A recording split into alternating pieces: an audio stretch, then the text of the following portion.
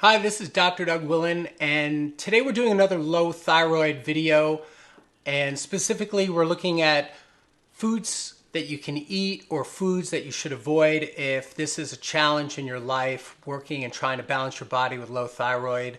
Another big name for that is hypothyroidism. I like to call it low thyroid because I'm really not taking on the disease state or the diagnosis of hypothyroidism. I'm really looking for people that have already met with their medical doctor. They have the okay to, explore other avenues, and this gives you an idea of some natural approaches to working with that condition.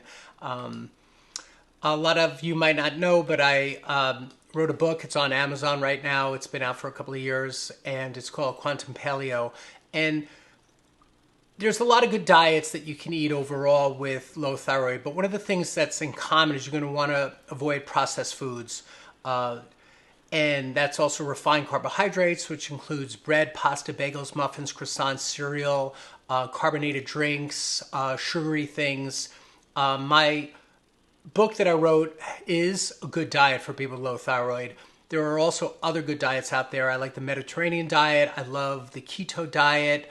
If you ever got to see Dr. Berg, who's very big on YouTube and Facebook, he's got great information. So there's my diet is not the only diet out there. It is one that I've used clinically with patients over the last 20 years in my New York City practice, and it works well. But let's go on. Let's learn some stuff today. The thyroid gland is a gland that makes and stores hormones that regulate the heart rate, the blood pressure, body temperature, and the rate of which food is converted into energy. Thyroid hormones are essential for the function of every cell in the body. And that's important to remember because the thyroid literally is directly or indirectly involved with every cell in your body. And we're talking trillions of cells. So that's pretty amazing for such a little gland. And the gland sits right here in your neck, and it's butterfly shaped with a little connector in between. So you have a left lobe and a right lobe, and the connecting tissue is called the isthmus. And an isthmus, if you look it up in geography, is any little island of land that connects two bigger bodies. So that's why it was named the Isthmus of Thyroid. Hypothyroidism, there's that word, but low thyroid or hypothyroidism affects 1 to 2% of people worldwide, and is 10 times more likely to affect women than men. And we do see this a lot here in the United States. One of the most widely prescribed medications for prescription medications, especially for women, is thyroid medication. Along with ahead of that would be heart disease and diabetes. But in the top 5, we would most likely see a high number for pharmaceuticals like Synthroid and other thyroid medications. So we know it's prevalent, and it's worth learning as much as you can to not just use pharmaceuticals to make your whole game plan, but also to look at how you can have more of a balanced approach, a holistic approach with whatever health challenge you're on. So within that journey that you're on, what else could you do to fortify your game plan? And that's what we're going to look at today. I never tell my patients not to take their medications. That's absurd. That's between you and your medical doctor. It's a personal thing. It's not me on this video telling you to change something. I'm looking to maybe add something. Add foods that are healthy and supportive. Stay away from foods that could be caustic or irritating to the body or the thyroid. And that type of healthy knowledge is always supportive. I did notice throughout my clinical years, which I still practice, that food alone for most people will not solve everyone's thyroid problems. Now, I'm sure I'm going to get a comment of someone that gets all excited and wants to be combative about that, because they might say, hey, I'm an exception. I can do everything by food alone and diet and fasting and things like that. But realize that's an exception in today's world. Most people can't sustain that type of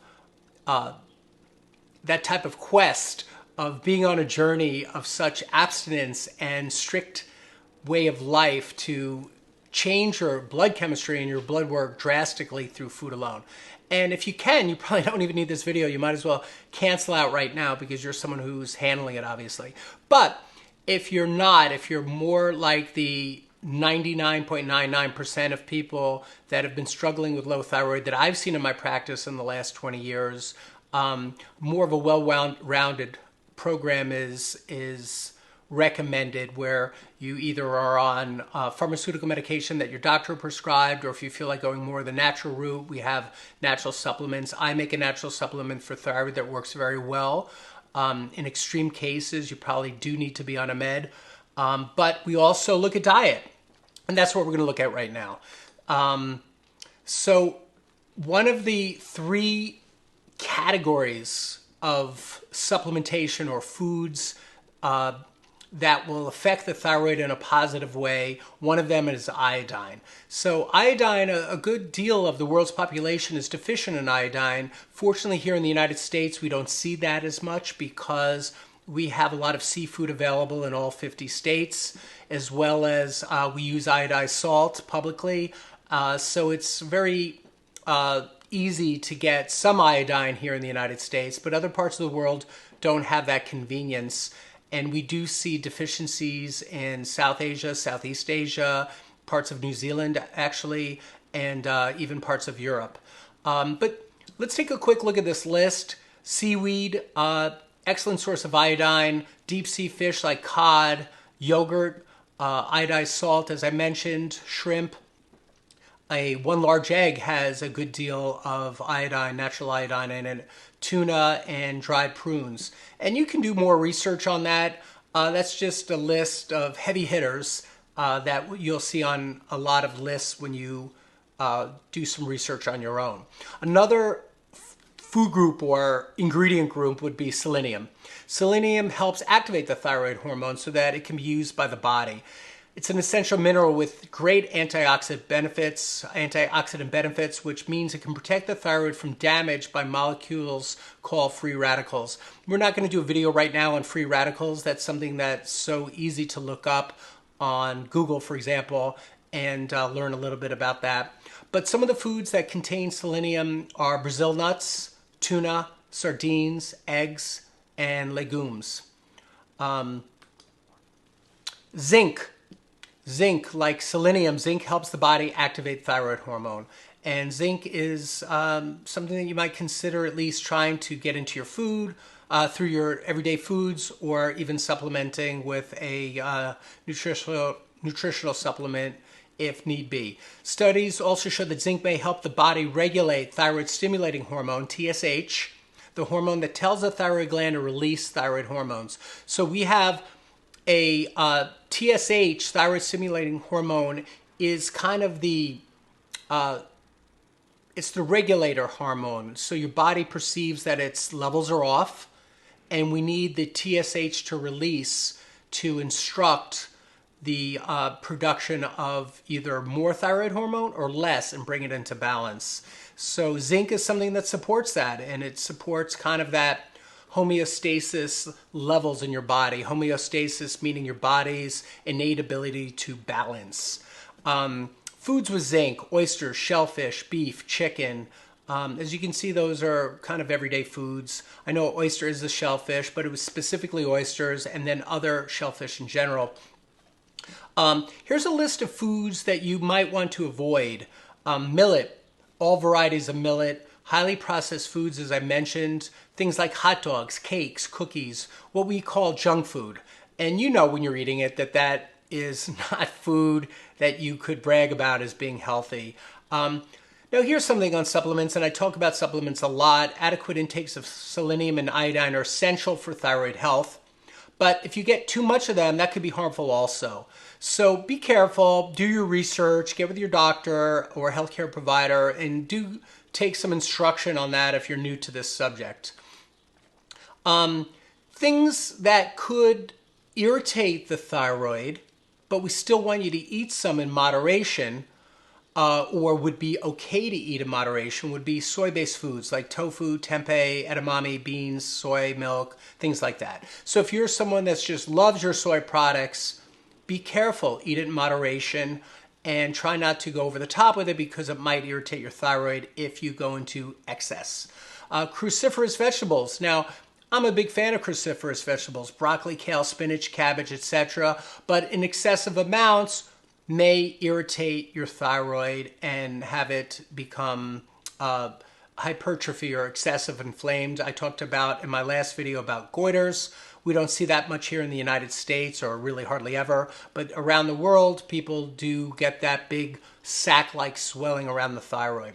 Certain fruits like peaches, pears, and strawberries are okay in moderation. Beverages, coffee, green tea, and alcohol, moderation, please. Let's move on to, again, here's the good food. So this is the list of things you can eat. And part of it I mentioned, but let's put it all on one page. Eggs. The whole egg is the best. As much of their iodine and selenium are found in the yolk, so when people take the yolk out and just do egg whites, they're missing some of that healthy iodine that supports the thyroid. Meats, really all meats, including lamb, beef, chicken. If you aren't opposed to eating meat, you're going to get a lot of support of iodine, selenium, and those three categories will be in meat. Fish, all seafood, you're going to get a plentiful supply of that. Vegetables, fruits.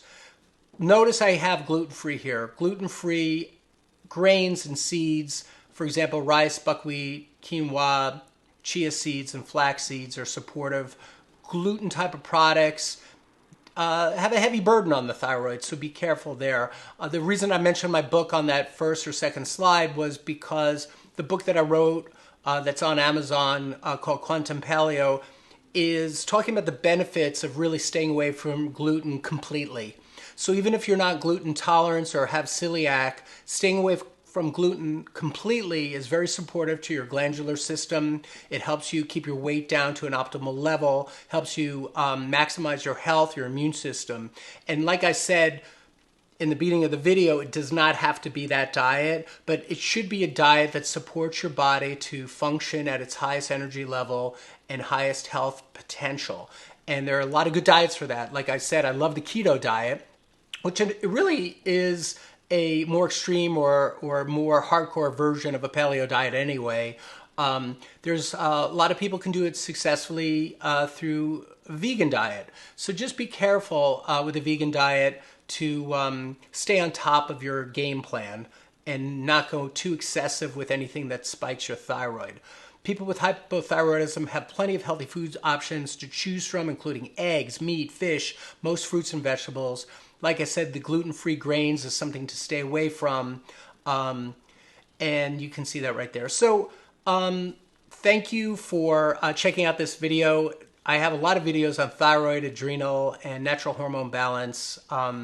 If you ever want to try one of my products, they're tested on my patients here in New York, so it's something I didn't take lightly. Please subscribe, leave a comment below, and thanks for tuning in.